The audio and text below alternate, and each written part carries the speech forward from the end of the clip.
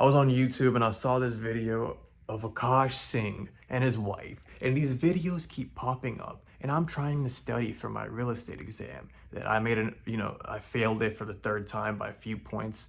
I have a video talking about that. Last video, put in the link in the description. But I sat there and I watched these videos. I took a break, watched these videos, and I was sitting there just now before I picked up this camera, and you can hear me speak to you. These are conscious thoughts that are spewing out of my mouth into your ears.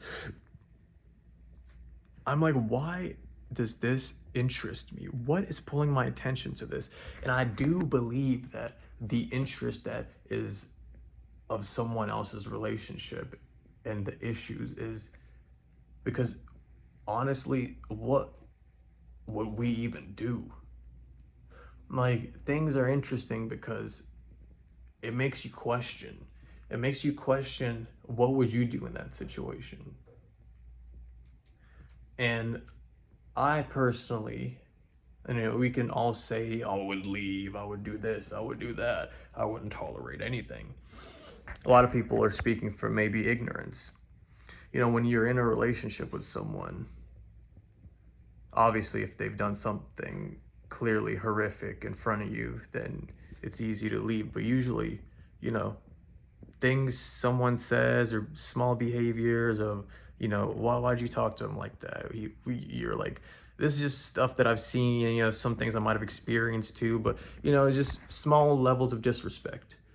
We let those small levels of disrespect, we let them go. As in, let's say you're at a party and you're with your girlfriend and she is being too talky touchy with some guy, and it's just a friend. Do you mention anything if that bothers you? If there's clear boundaries, do you mention anything? I don't know. I mean, thankfully I haven't been in many of those situations. The ones that I've been in where like a lot of it wasn't even, there was no touchiness, it was just in my head. Because when you're younger and when you haven't been in many relationships, you get very overly protective and you start fearing things because you think that if I lose this person, then I will never find anyone else again. So you have this fear, and it happens, and it's such a contradiction because I personally would have loved to be with just one person the rest of my life, and that strong bond. But at the same time, you can't really be an attractive person, a good charactered person, if you haven't had experience. And I don't want a girl with too much experience. So I guess there's differences with people, but at the same time, I don't want someone with no experience. So it's weird lines that everyone has in their own values, and I don't think you should let anyone else tell you what's good or bad, but you should let your intuition tell you. I do believe that when you get that gut feeling inside of you, you should mention something. How?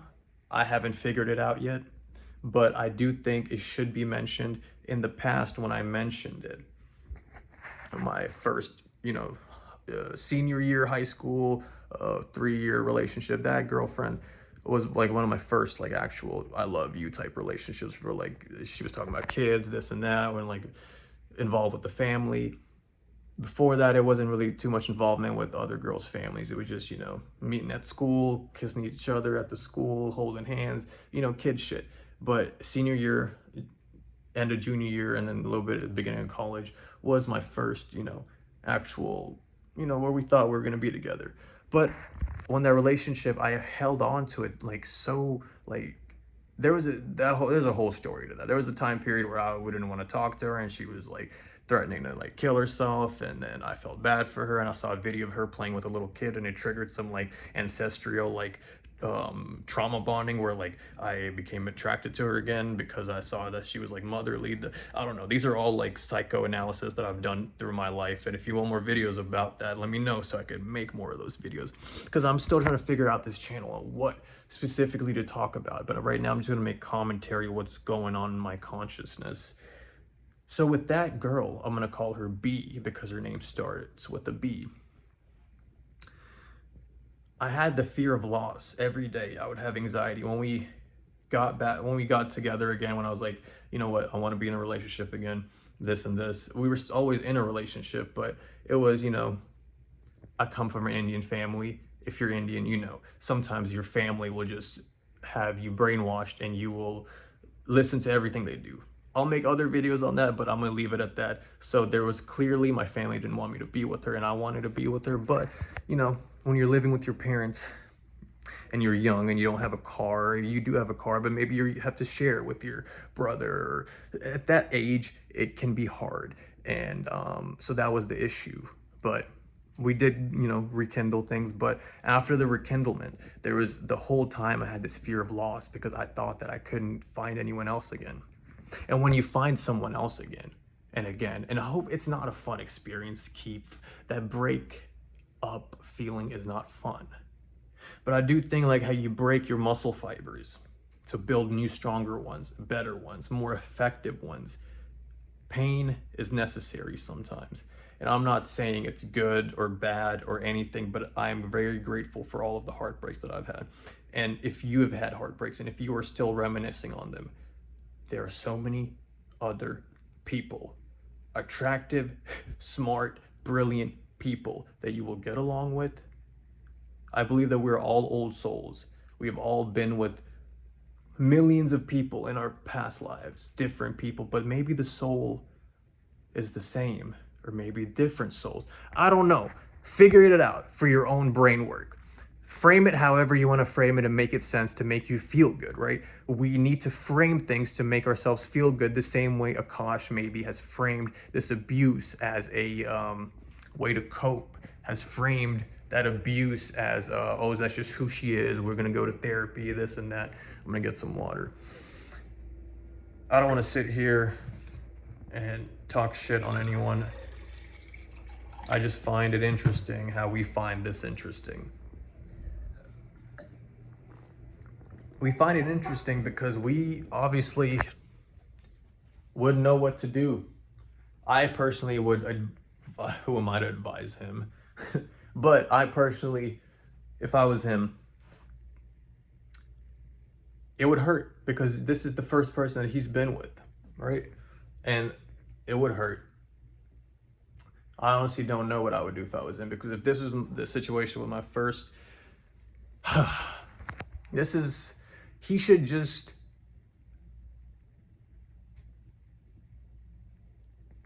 I think he should start talking to other people.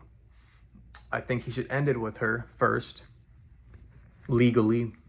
Even if he has to take a financial loss, he'll make the money back, but you won't get back your time. Find someone else. That type of energy, that blatant disrespect isn't good for anyone's mental health. And easier said than done, but I would get out of that. And how? I don't know. I'm not a lawyer. I'm sure this guy has a bunch of lawyers. Or he should at least have some lawyers. If you have lawyers, get in contact with those. I would hate to be in this situation. How do you not be in this situation? Maybe qualify your leads better. Qualify these girls better. In the sense of qualifying, just, the questions you ask. If you figure out what questions you're asking. Ask better questions. If you're fucking just sitting there ignoring every clue that you get of, okay, this girl might not, or this person, or this partnership, or if you're going into business with someone and you're figuring out their character by asking these questions. I don't think he figured out her character properly, or maybe he did, but his brain reframed it because, she's an attractive woman, and I think they have a big age difference. That also plays into a role. Is she 21? Correct me if I'm wrong. I don't know. He said he was 31, 21. I don't know. I get there's marriages where that works, but I do think that I'm 27 years old. I would feel weird being with someone even 20 years old. I get it, people do that, but there is a level of, and yeah, girls are supposed to be more mature than guys, but I think there's a deeper issue. Maybe what if he cheated on her?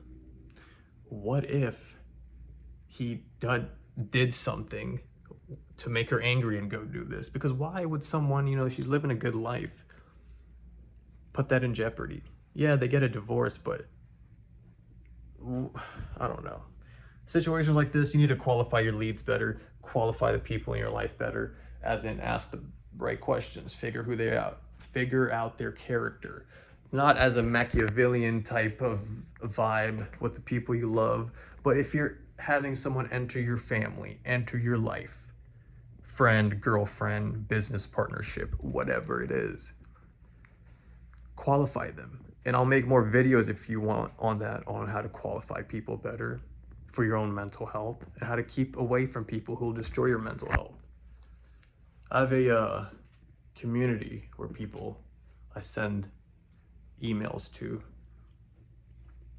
about, you know, just stuff that I can't really share on here. Stuff that's private in the sense of I wouldn't want my mom hearing it. I want a lot of stuff that I've said here on the past where it maybe should be left for people who want to hear it, because a lot of the stories and, you know, situations that I've been through, especially with addiction and heartbreaks, are very personal, and I do think that they can help other people out, because I do think that every situation that I've been in and I've been through, someone else has also experienced that or is experiencing that right now. Thank you. Send this video to someone who, you know, has been watching and sending you Akash Singh videos. Hopefully this will make them chuckle. I love you.